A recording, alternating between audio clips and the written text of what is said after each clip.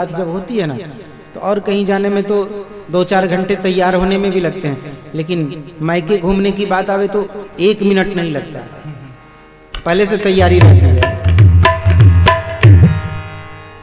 बस पर्स उठाया और लेकर तैयार, चलिए तैयार हैं। एक बड़ी विचित्र बात है, देखिए यहां भी उल्लेख है, देवी सती जब भगवान भोलेनाथ के समक्ष आई हैं तैयार होके अपने पिता के यहाँ जाने के लिए, तो क्या क्या लेके आए हैं? ताम सारिका कंदुक दर्पणाम्बुजा,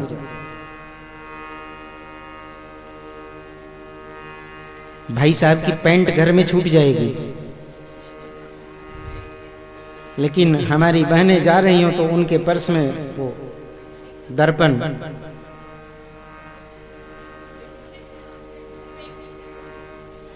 ये नहीं छूटता। भाई साहब ससुराल पहुंच के खोजेंगे कि भाई चेंज करने वाला पैंट, अरे वो तो छूट गया, वही तुम्हारा दर्पण छूटा कि नहीं? नहीं नहीं, वो तो पर्स में रहता है ना, वो कहां से छूटने वाला।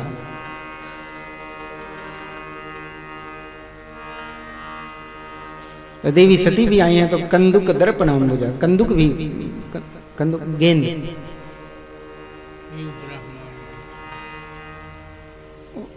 गेंद इनके घर में पड़ा हुआ था तो वो भी कंदुक दर्पणाम्बुजा, श्वेतात पत्र व्यजनस्रगा देवी। पहले के जमाने में ऐसे पंखे नहीं होते थे ना, वो हाथ का पंखा, तो हाथ का पंखा भी उन्होंने अपने साथ में रख लिया है।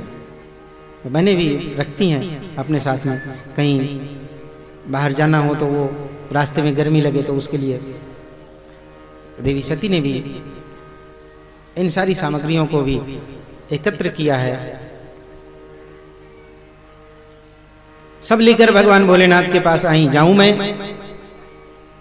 भगवान भोलेनाथ मौन समाधि लेके बैठे हुए हैं।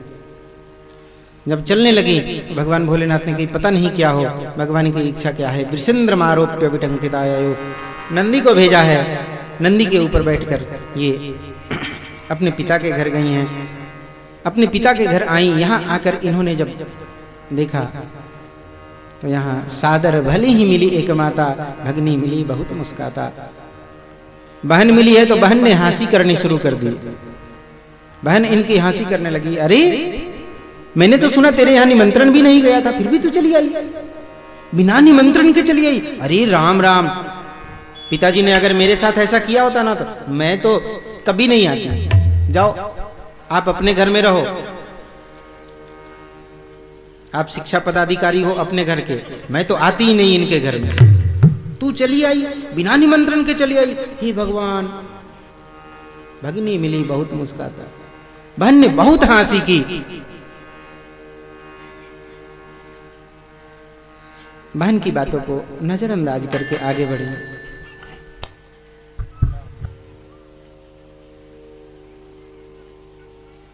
जय जय श्री सीता।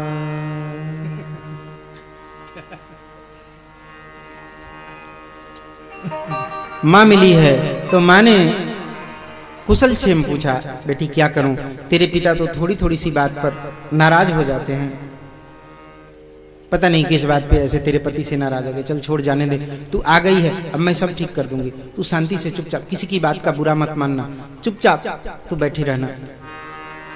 देवी सती माँ से बहन से मिलकर यज्ञ जहां होना था वहां गई हैं और वहां जाकर देखा है सबका भाग बना हुआ था, सबका स्थान बना हुआ था, लेकिन भगवान भोलेनाथ का कहीं भी स्थान नहीं बना हुआ था।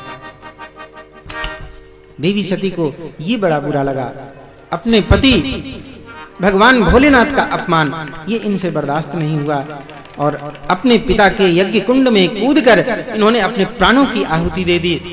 इनका शरीर धू-धू करके जलने लग गया।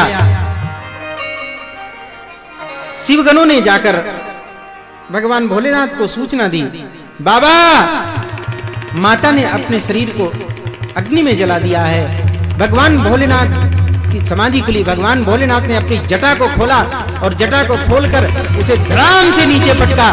उससे वीरभद्र भगवान शिव का गण प्रकट हुआ। वीरभद्र को आज्ञा दी भगवान शिव ने, जाओ जाकर दक्ष का यज्ञ विध्वंस कर दो। वीरभद्र आया और वीरभद्र आकर दक्ष का यज्ञ विध्वंस करने लग गया। भृगु जी की दाढ़ी उखाड़ दी, पूषा देवता के दांत तोड़ दिए, भग देवता की आंख फोड़ दी, दक्ष का मस्तक काटा और मस्तक काट के यज्ञ कुंड में डाल दिया। चारों ओर जहां स्वाहाकार हो रहा था, हाहाकार होने लग गया। सब चिल्लाने लग गए, बचाओ बचाओ बचाओ। लेकिन भगवान भोलेनाथ के कोप से भला कौन बचाने वाला था। सब देवता लोग भागे भागे ब्रह्मा जी के पास गए। ब्रह्मा जी से कहने लगे, प्रभु आप हमारी रक्षा करो। ब्रह्मा जी ने कहा, मैंने पहले ही कहा था कि जहां शिव का भाग नहीं है वहां जाना नहीं, लेकिन तुम लोग फिर भी लोभवश गए। जाओ, अब मैं तुम्हारी रक्षा नहीं करता। देवताओं ने चरणों में लौटकर प्रार्थना की, प्रभु हमारी रक्षा करो, नहीं तो ये वीरभद्र हम सबको मार डालेगा। ब्रह्मा जी ने कही, चलो भगवान शिव के पास, वही रक्षा करेंगे। बोले दूर से इतना क्रोध है, पास जाएंगे तो पता नहीं क्या करेंगे। बोले चलो तो उनके पास। सब लोग भगवान भोलेनाथ के पास आए। आकर कैलाश में भगवान भोलेनाथ के पास जय जयकार की है। ओम नमः पार्वती पतये हर हर महादेव।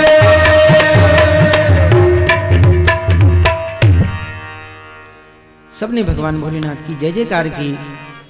भगवान भोलेनाथ ने आंख खोली, देवताओं की ओर देखकर मुस्कुराए। देवताओं, अरे यहां कैसे? आप लोग तो दक्ष के यज्ञ में गए थे ना, आप लोग यहां कैसे चले आए? जाओ, आप लोग यज्ञ में जाओ ना। अब देवताओं की कुछ बोलने की हिम्मत नहीं हो रही थी। ब्रह्मा जी आगे आए और ब्रह्मा जी ने आगे आगे कहा, चलो बहुत हो गया ये नाटक, अब चलो दक्ष का यज्ञ पूर्ण करवाना है। बोले दक्ष का यज्ञ पूर्ण करवाना है? अरे दक्ष मेरे ससुर हैं और उन्होंने मुझे शाप दिया है कि यज्ञ में तुम्हें भाग नहीं मिलेगा। तो जहां मेरा भाग है ही नहीं वहां मैं कैसे जाऊं? ब्रह्मा जी ने कहा, तुम्हारे ससुर दक्ष ने तुम्हें शाप दिया है तो मैं तुम्हारा पिता होके तुम्हें आशीर्वाद प्रदान करता हूं। यज्ञ की सूची सामग्रियों में तुम्हारा भाग नहीं होगा, लेकिन यज्ञ की बची हुई जो सामग्री होगी वो तुम्हारी होगी। भगवान भोलेनाथ ने सहर्ष स्वीकार कर लिया। क्यों? क्योंकि यज्ञ मेरे परमात्मा का स्वरूप है और यज्ञ की बची हुई सामग्री वो मेरे परमात्मा का प्रसाद है। यज्ञ की बची हुई सामग्री वो मेरे भगवान का प्रसाद है, उसे ग्रहण करके मैं धन्य धन्य हो जाऊंगा।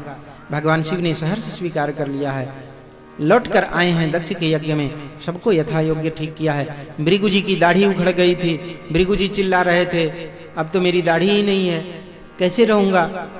भृगु जी को बकरे की दाढ़ी उखाड़ के लगाई है। भग देवता की आंख फूट गई थी, उन्हें कहा आप मित्र देवता की आंखों से देखना। पूषा जी के दांत टूट गए थे, पूषा जी को कहा अब आपने चना चबेना बहुत खा लिया, अब हलवा और खीर खाया करना, उसमें दांत की जरूरत नहीं होती है। हलवा खाने में दांत की जरूरत नहीं होती ना। जय जय श्री राम। चना चबेना खाने का अब समय नहीं, अब तो हलवा और खीर खाया करना। दक्ष का मस्तक कट गया था, दक्ष को बकरे का मस्तक लगाया है, सबको यथा योग्य ठीक किया, यज्ञ पूर्ण करवाया। जय जय श्री राधे। सबको यथा योग्य ठीक करके दक्ष का यज्ञ पूर्ण हुआ। भगवान भोलेनाथ कैलाश में आकर तप करने लगे हैं। भवो भवान्याम निधनम प्रजापते। इस प्रकार दक्ष का यज्ञ पूर्ण हुआ। इधर माता पार्वती, इन्होंने जब अपने शरीर का परित्याग किया, इनका भगवान शिव के चरणों में अनंत प्रेम, इसलिए इन्होंने मरते मरते भी एवं दाक्षायणी हित्वा सती पूर्व कलेवरम यज्ञे हिमवतः क्षेत्रे मैनायामिति विश्रुता मैनायामिति सुश्रुमा।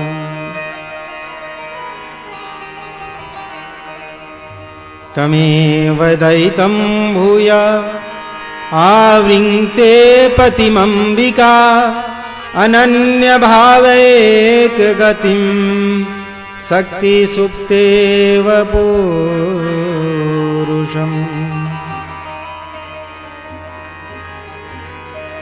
देवी सती का भगवान शिव के चरणों में अनन्य प्रेम, इसलिए देवी सती ने मरते मरते भी भगवान शिव के चरणों में मेरा प्रेम बना रहे ऐसा वरदान मांगा।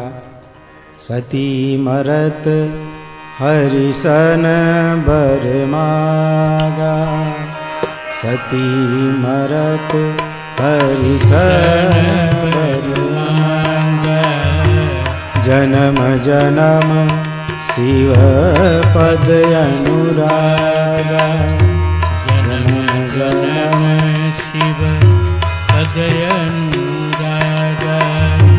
तेहि कारण हिमगिरि गृह जाई, तेहि कारण हिमगिरि गृह जाई, जनमी पार्वती तनु पाई, जनमी पार्वती तनु पाई, जनमी पार्वती तनु पाई, जनमी पार्वती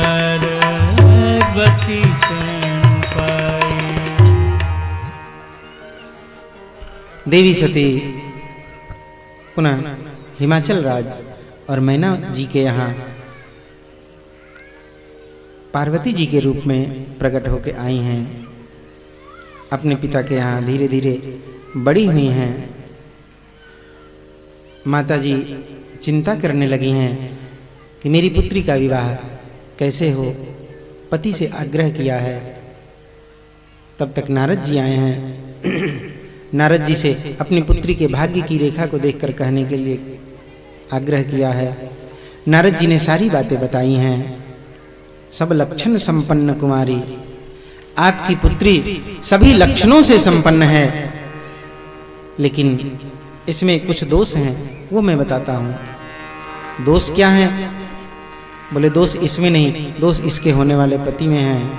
वो अगुण अमान मातु पितुहीना, उदासीन संशय सब छीना, जोगी जटिल अकाम मन नगन अमंगल वेश, यही कह अस बर मिले ही परि हस्त असिरेख।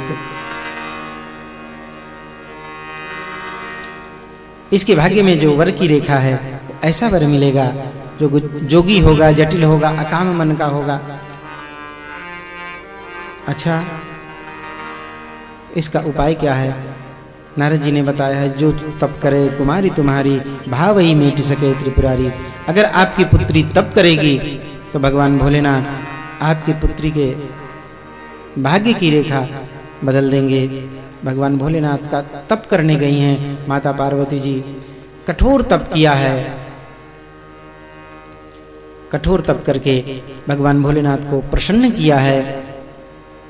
भगवान भोलेनाथ प्रसन्न होकर इन्हें पति रूप में प्राप्त होने का आशीर्वाद देते हैं। देवी पार्वती अपने घर में आई हैं, अपने पिता के यहाँ आई हैं। भगवान भोलेनाथ अपनी बारात साजकर और दक्ष के यहाँ प्रस्थान करते हैं।